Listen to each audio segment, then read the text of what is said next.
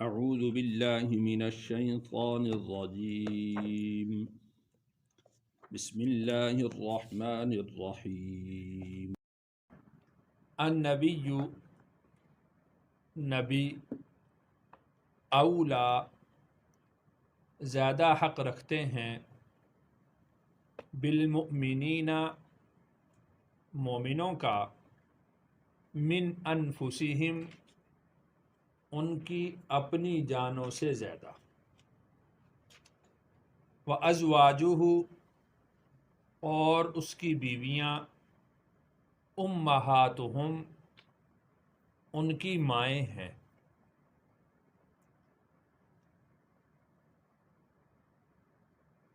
آیت کے اس حصہ میں اللہ تعالیٰ نے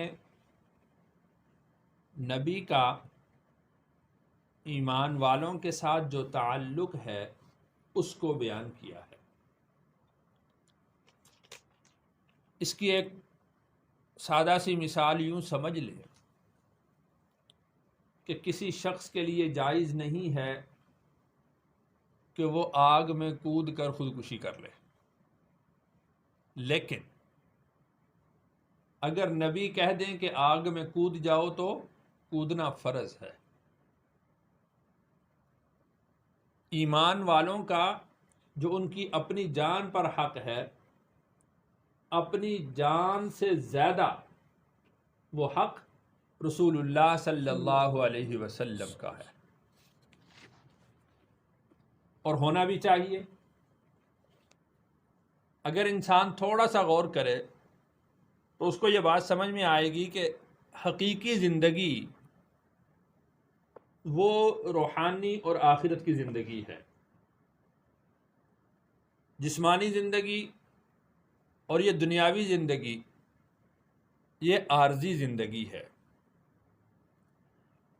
تو حقیقی زندگی کا جو سبب ہیں وہ رسول اللہ صلی اللہ علیہ وسلم کی ذات اقدس ہے۔ جس طرح دنیا کے اندر دنیاوی زندگی ہے، رسول اللہ صلی اللہ علیہ وسلم نے ارشاد فرمایا کہ انت و مالک لابیک۔ ایک نوجوان صحابی آئے آپ صلی اللہ علیہ وسلم کے پاس اور اپنے والد کی شکایت کی۔ نوجوان صحابی نے اپنے والد کی شکایت کی تو آپ صلی اللہ علیہ وسلم نے ان کے والد محترم کو بلایا کہ وہ آئیں اور یہ جو شکایت ہے اس کے بارے میں بتائیں کہ حقیقت کیا ہے۔ باپ کو پتہ چلا کہ میرے بیٹے نے رسول اللہ صلی اللہ علیہ وسلم کی خدمت میں میری شکایت کی ہے۔ اب وہ گھر سے چلا، اب باپ کی شکایت بیٹا کرے اور شکایت بھی رسول اللہ صلی اللہ علیہ وسلم کے دربار میں ہو تو اس کے دل پر کیا گزرتی ہوگی۔ وہ گھر سے چلا اور دل ہی دل میں رو رہا ہے، اور کچھ جملے کچھ کلمات اشعار کی طرز میں وہ گھر سے نکلتا ہوا کہہ رہا ہے، دکھی دل کے ساتھ کہ میرا بیٹا ہو کے میری شکایت کر رہا ہے اور کر بھی رسول اللہ صلی اللہ علیہ وسلم سے رہا ہے۔ یہ تو آپ علیہ الصلوۃ والسلام کے سامنے مجھے حاضر ہونا پڑ گیا ہے۔ اب وہ جملے کہہ رہا ہے۔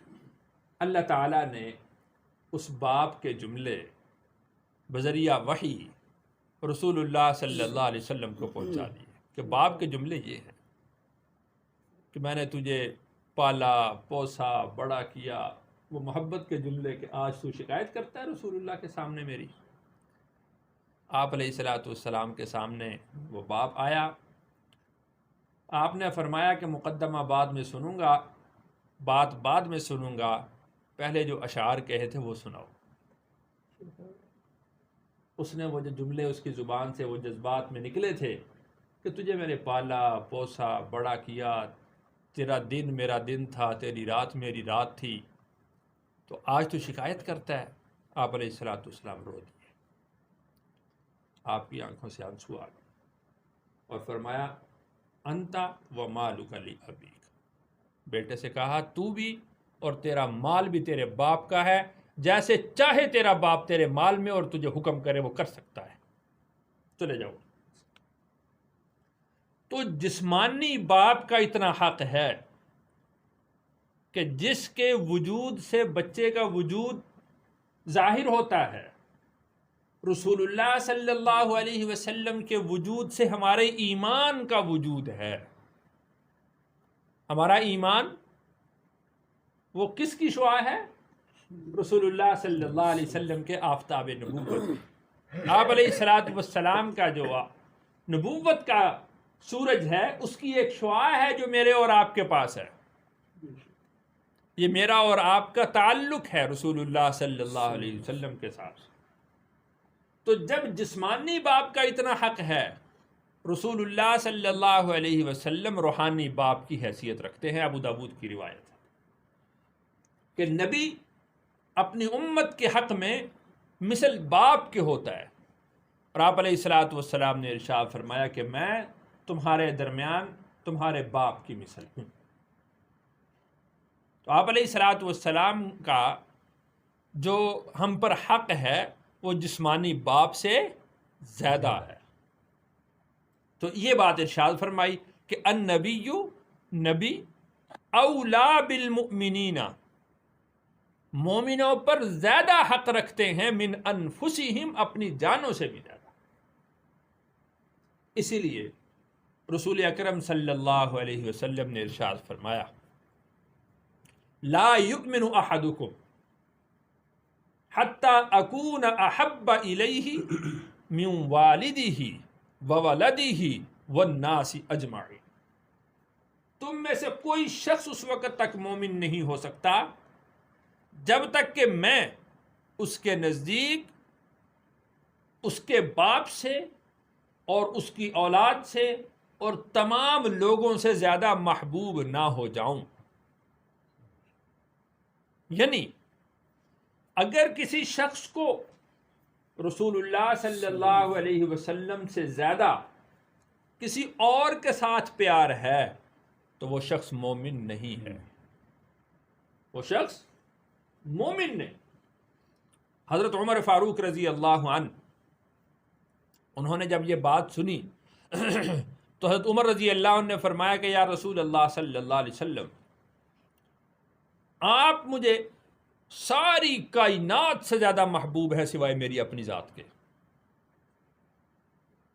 آپ علیہ السلام نے فرمایا عمر ابھی تیرا ایمان مکمل نہیں ہوا، عمر تیرا ایمان ابھی مکمل نہیں ہوا۔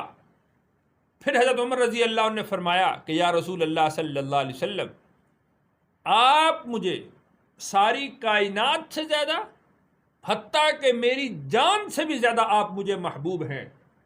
آپ علیہ الصلوۃ والسلام نے ارشاد فرمایا کہ الآن یا عمر، عمر تیرا ایمان اب مکمل ہوا ہے، عمر تیرا ایمان اب مکمل ہوا۔ جب کسی صاحب ایمان کے دل میں، جو مدعی ایمان ہے، جس کا دعویٰ ہے کہ میں صاحب ایمان ہوں، اگر اس کے دل میں رسول اللہ صلی اللہ علیہ وسلم کی محبت ساری چیزوں سے بڑھ کر نہیں ہے تو وہ شخص صاحب ایمان نہیں ہے۔ اس کو ایمان کے دعوے کا کوئی حق نہیں پہنچتا کہ جو رسول اللہ صلی اللہ علیہ وسلم سے محبت کا دعویٰ نہیں کرتا، یا اس کے دل میں اللہ کے رسول صلی اللہ علیہ وسلم کی محبت نہیں۔ بلکہ علماء متکلمین نے تو یہاں تک لکھا ہے کہ اصل ایمان ہے کیا؟ الایمان بما جاء به النبی صلی اللہ علیہ وسلم، اصل ایمان تو ہے ہی یہ کہ اس چیز پر ایمان لانا جو رسول اللہ صلی اللہ علیہ وسلم لے کر آئے۔ جو رسول، اب دیکھیں توحید ہے نا، توحید کا مجھے اور آپ کو پتہ کیسے چلا ہے؟ ہمیں بتایا کس نے ہے؟ رسول اللہ صلی اللہ علیہ وسلم۔ نبوت کا کس نے بتایا؟ رسول اللہ صلی اللہ علیہ وسلم۔ آخرت کا کس نے بتایا؟ رسول اللہ صلی اللہ علیہ وسلم۔ تو اصل ایمان بما جاء به النبی صلی اللہ علیہ وسلم ہے کہ اصل ایمان ہی یہ ہے کہ جو رسول اللہ فرما رہے ہیں اس کو من و عن تسلیم کرنا، یہ ایمان ہے، اور جیسے کہہ دیں ویسے ماننا۔ قیل و قال، چونکہ چنانچہ اس کی حاجت نہیں ہے، اس کی ضرورت نہیں، جیسے کہہ دیا ہے من و عن تسلیم کرنا، قبول کرنا اس کو، یہ ایمان ہے۔ آگے ارشاد فرمایا کہ وَأَزْوَاجُهُ أُمَّهَاتُهُمْ، نبی کی بیویاں امہاتہم ان کی مائیں ہیں، کن کی؟ ایمان والوں کی، یعنی تعظیم میں، توقیر میں، احترام میں، محبت میں، مودت میں، جس طرح کسی شخص کو اپنی ماں کے ساتھ پیار ہوتا ہے، اپنی ماں کی تعظیم کرتا ہے، اپنی ماں کی توقیر کرتا ہے، ادب کرتا ہے، احترام کرتا ہے، اسی طریقہ سے رسول اللہ صلی اللہ علیہ وسلم کی بیویوں کا حق ہے کہ ان کو اپنی ماؤں کی جگہ پر سمجھیں۔ یہ بعض احکام میں ہے جن احکام کو قرآن نے یا رسول اللہ صلی اللہ علیہ وسلم نے بیان کر دیا ہے۔ حقیقی ماؤں کی طرح وہ اس طرح نہیں ہے کہ جس طرح حقیقی ماں سے تو پردہ نہیں ہوتا، لیکن رسول اللہ صلی اللہ علیہ وسلم کے ازواج سے پردہ وہ قائم تھا، وہ ویسے ہی تھا۔ تو وَأَزْوَاجُهُ أُمَّهَاتُهُمْ، رسول اللہ صلی اللہ علیہ وسلم کی بیویاں وہ ایمان والوں کی مائیں ہیں، اور جو بھی رسول اللہ صلی اللہ علیہ وسلم کے نکاح میں آ گئیں ان کا ادب، احترام، تعظیم، توقیر، ان کی محبت، مودت، ان کی عظمت وہ ویسے ہی اپنے دل کے اندر رکھے گا جیسا کہ کسی بھی دوسری ازواج کے بارے میں اپنے دل میں رکھتا ہے۔ وَأُولُو الْأَرْحَامِ، اور رحم کے رشتہ دار، بعضهم اولا ببعض، ان میں سے بعض سے بڑھ کر ہے، فی کتاب اللہ، اللہ کی کتاب میں، من المؤمنین والمہاجرین، ایمان والوں میں سے اور مہاجرین میں سے، الا مگر، ان تفعلوا کہ تم کرو، الی اولیائکم اپنے دوستوں کے ساتھ، معروفہ بھلی بات، کانا ہے، ذالکا یہ، فی الکتابی کتاب میں، مستورہ لکھا ہوا۔ دراصل اس آیت کے اس حصے کا پس منظر سمجھنے کے لیے مواخات مدینہ کو سمجھنا ضروری ہے۔ آپ صلی اللہ علیہ وسلم جب ہجرت فرما کر مکہ مکرمہ سے مدینہ منورہ تشریف لے آئے تو اب وہاں پر مہاجرین کی آباد کاری کا ایک مسئلہ، وہ بہت اہم مسئلہ تھا، تو آپ علیہ الصلاۃ والسلام نے ایک مہاجر کو ایک انصاری کا بھائی بنا دیا۔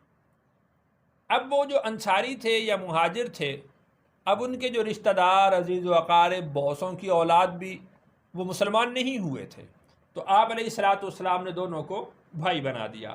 اب ان دونوں کے درمیان معاملات ویسے ہی چل رہے تھے جیسا کہ حقیقی بھائیوں کے چلتے، اور اس میں وراثت کا مسئلہ بھی تھا۔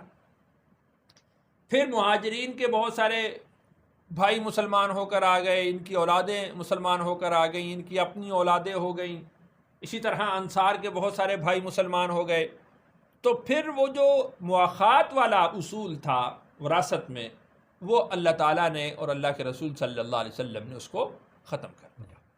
اب ارشاد فرمایا کہ وَأُولُو الْأَرْحَامِ بَعْضُهُمْ أَوْلَى بِبَعْضٍ، اب جو رحم کے رشتے ہیں وہ ایک دوسرے پر فوقیت رکھیں گے، یعنی بیٹے کے ہوتے ہوئے پوتے کو وراثت نہیں ملے گی۔ تو اس طرح یعنی جو اصول ہیں وراثت کے یا دوسرے احکام کے جو قریبی رشتہ داروں کے ہوتے ہیں، وہ اب مواخات کے والے جو بھائی تھے ان کے ساتھ وہ جاری نہیں ہوں گے۔ ہاں، الا ان تفعلوا الی اولیائکم معروفا، تم اپنے ان دوستوں کے ساتھ جو مواخات کے ذریعہ سے تمہارے بھائی بنے تھے، ان کے ساتھ تم کوئی بھلی بات کرنا چاہو، ان کے ساتھ کوئی نیکی کرنا چاہو تو کر سکتے ہو۔ یعنی مہاجرین نے اپنی تجارت شروع کر دی، اپنا کاروبار شروع کر دیا، آج اللہ نے ان کو مالدار کر دیا ہے، اگر وہ اپنے ان مواخات والے بھائیوں کے ساتھ کوئی نیکی کرنا چاہتے ہیں، کبھی ہم تو بے گھر تھے، ان لوگوں نے ہمیں گھر دیا ہے، ہم تو بے سہارا تھے، انہوں نے ہمیں سہارا دیا. آج اگر اللہ نے ہمیں مالدار کر دیا تو ہم ان کو کچھ نہ کچھ حصہ دے دیں تو دے سکتے ہو، لیکن وہ وراثت میں سے نہیں ہوگا، بلکہ وہ تمہاری نیکی ہوگی ان کے ساتھ. اپنی زندگی میں جو کچھ ان کو دینا چاہو دے سکتے ہو، اس میں کوئی حرج نہیں ہے. اور یہ ساری بات کہ مواخات کا قائم ہونا، پھر مواخات کو ختم کرنا اور اس کا حقیقی وراثت میں اس کا جاری ہونا، یہ کوئی ایسا نہیں ہے کہ یہ نعوذ باللہ کوئی دین احکام کے مسائل تبدیل ہو گئے ہیں، یا پہلے اللہ کو یا اللہ کے رسول کو پتہ نہیں تھا. ایسا نہیں ہے. کان ذالک فی الکتاب مستورا، لوح محفوظ میں ایسے ہی لکھا ہوا تھا کہ اتنے عرصے تک تمہارا وہ مواخات والا معاملہ چلے گا اور اس کے بعد مواخات کو ہم ختم کر دیں گے. کان ذالک فی الکتاب مستورا، کتاب سے مراد لوح محفوظ ہے. دوسرا معنی اس کا یہ ہے کہ کتاب سے مراد قرآن ہی ہے، کہ قرآن کے احکام جو ابھی تک تم پر نازل نہیں کیے گئے تھے، پہلے سے قرآن میں تو یہی لکھا گیا ہے. اور تیسرا معنی اس کا یہ ہے کہ کان ذالک فی الکتاب مستورا، یعنی تورات میں بھی احکام اسی طرح موجود ہیں کہ جو حقیقی وارث ہیں ان کو ترجیح ہوتی ہے ان لوگوں پر جو اس کے دوست ہیں یا ان کے لے پالک ہیں یا ان کے قریبی رشتہ دار نہیں ہیں. تو قریبی رشتہ داروں کو غیر قریبی رشتہ داروں پر کیا ہوتی ہے؟ ترجیح ہوتی ہے. کان ذالک فی الکتاب مستورا، کتاب میں یہ بات پہلے سے درج ہے. وَإِذْ أَخَذْنَا، اور جب ہم نے لیا، من النبیین، نبیوں سے، میثاقہم، ان کا وعدہ، ومن کا، اور آپ سے، ومن نوح، اور نوح سے، وابراہیم وموسیٰ وعیسیٰ ابن مریم، اور ابراہیم سے اور موسیٰ سے اور عیسیٰ سے جو کہ مریم کے بیٹے ہیں. وَأَخَذْنَا مِنْهُمْ، اور ہم نے لیا ان سے، میثاقاً غلیظا، بہت گاڑا وعدہ، یعنی پکا وعدہ ہم نے ان سے لیا تھا.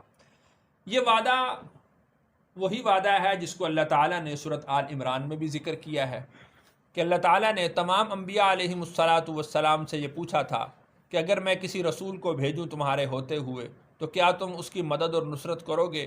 تو تمام انبیاء علیہم السلام نے کہا تھا کہ کیوں نہیں، ہم اس کی مدد بھی کریں گے، ہم اس کی نصرت بھی کریں گے. تو اللہ تعالیٰ نے ان سے وعدہ لیا تھا، تو اسی وعدے کا یہاں پر ذکر ہے. تو یہاں پر یہ دیکھ لیں کہ اللہ تعالیٰ نے ومن کا، اور آپ سے وعدہ لیا، یعنی سب سے پہلے نام کس کا ذکر کیا؟ رسول اللہ صلی اللہ علیہ وسلم کا. تو فضیلت بھی اسی طریقہ سے ثابت ہے کہ آپ علیہ الصلاۃ والسلام کا نام سب سے پہلے ہے، تو آپ علیہ الصلاۃ والسلام کی فضیلت اور آپ کا رتبہ بھی سب سے بڑھ کر ہے. یہاں پر اللہ تعالیٰ نے اس آیت میں 5 انبیاء علیہم السلام کا ذکر کیا ہے، یعنی سب سے پہلے رسول اللہ صلی اللہ علیہ وسلم، پھر حضرت نوح، پھر حضرت ابراہیم، پھر حضرت موسیٰ، اور پھر حضرت عیسیٰ ابن مریم علیہم السلام. تو یہ 5 نبی اولو العزم پیغمبر کہلاتے ہیں کہ جن کی تعلیم، جن کی تربیت، جن کی تبلیغ کا جو اثر ہے وہ سینکڑوں اور ہزاروں سال تک رہا ہے. اور یہ وہ انبیاء علیہم السلام ہیں کہ جن کا نام قیامت تک اللہ تعالیٰ باقی رکھیں گے. اولو العزم، ان کو اللہ تعالیٰ نے بہت آزمائشوں میں ڈالا اور یہ ہر طرح کی آزمائش میں پورے اترتے چلے گئے. اللہ تعالیٰ نے ان کو جو ہے وہ فضیلت عطا فرمائی ہے باقی انبیاء علیہم السلام پر. وَأَخَذْنَا مِنْهُمْ مِيثَاقًا غَلِيظًا، اور ہم نے ان سے بہت گاڑا میثاق لیا تھا. لِيَسْأَلَ الصَّادِقِينَ، تاکہ اللہ سوال کرے سچوں سے، عن صدقہم، ان کی سچائی سے متعلق.